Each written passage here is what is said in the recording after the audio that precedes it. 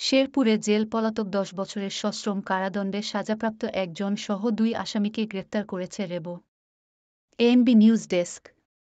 মুহাম্মদ আবু হেলাল শেরপুর জেলা প্রতিনিধি। বৈষম্য বিরোধী ছাত্র আন্দোলনের পরিপ্রেক্ষিতে সরকার পতনের পর গত ৫ আগস্ট বিকালে শেরপুর জেলা কারাগারে কয়েক হাজার দুষ্কৃতিকারী আক্রমণ করে বিভিন্ন স্থাপনার ক্ষয়ক্ষতি সহ বিভিন্ন মেয়াদে সাজাপ্রাপ্ত ও বিচারাধীন মামলার প্রায় ৫ শতাধিক কয়েদিকে পলায়ন করতে সহায়তা করে।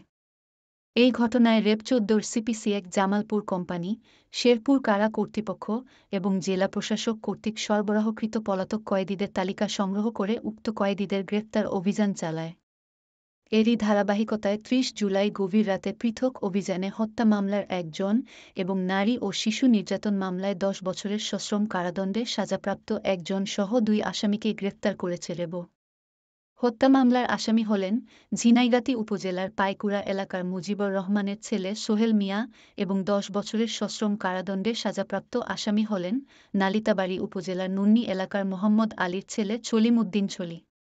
র্যাব জানায়, জামালপুর ক্যাম্পের কোম্পানি কমান্ডার মেজর মো.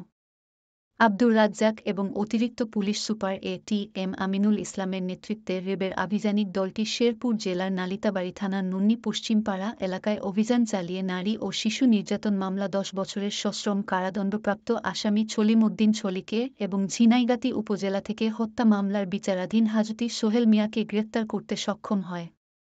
শুক্রবার দুপুরে গ্রেপ্তারকৃতদের স্বস্ব থানায় সোপর্দ করা হয়েছে। মুহাম্মদ আবু হেলাল।